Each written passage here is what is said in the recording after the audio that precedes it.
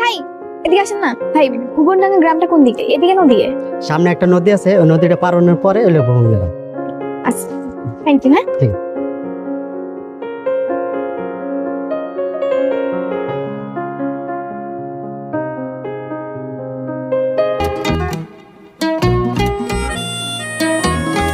ওপার যাবেন?